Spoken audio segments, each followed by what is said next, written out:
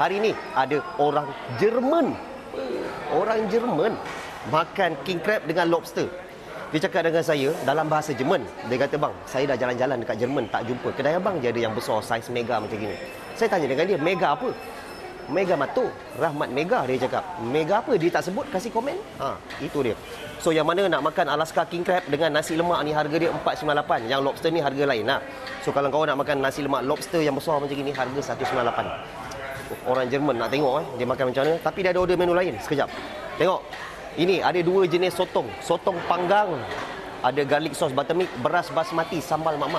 Ini mega dandut. Ini mega juga. Nasi lemak sotong crispy. RM29.90. Beras basmati, sambal mak-mak.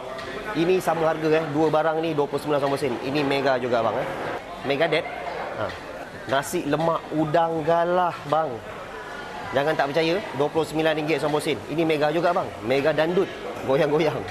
Spaghetti pun ada. Ini nama dia. Spaghetti carbonara. Seafood carbonara. Meriah. So, tengok nasi lemak lobster. Ya Allah.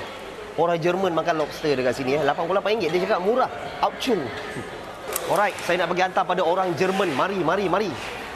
Kak, Assalamualaikum. Ya, Waalaikumsalam. Katanya akak duduk dekat Jerman 27 tahun. Kak, cakap Jerman sikit macam mana king crab saya? Es ist sehr gut, sehr lecker. Tu dia, macam bunyi Mercedes. Dia cakap akak Akak, betul kak daripada Jerman boleh nampak ke saya punya video? Ya, TikTok sampai sampai. Dahsyat kak. Best. Okey kak, macam mana tadi makan king crab saya? It's very good. Sedap. Okay. And it's really berbaloi duit.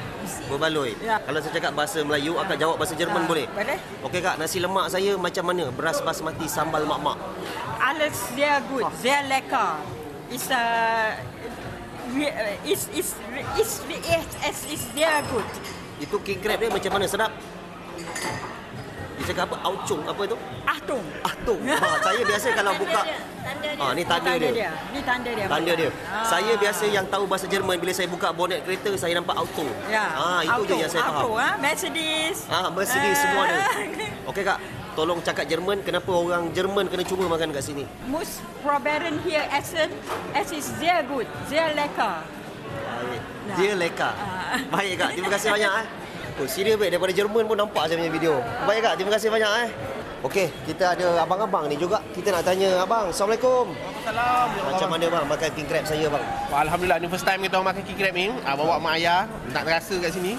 Alhamdulillah lah, memang tak terjaga rasa macam mana sedap dia. Memang bersih, tak ada apa tinggal. Bersih.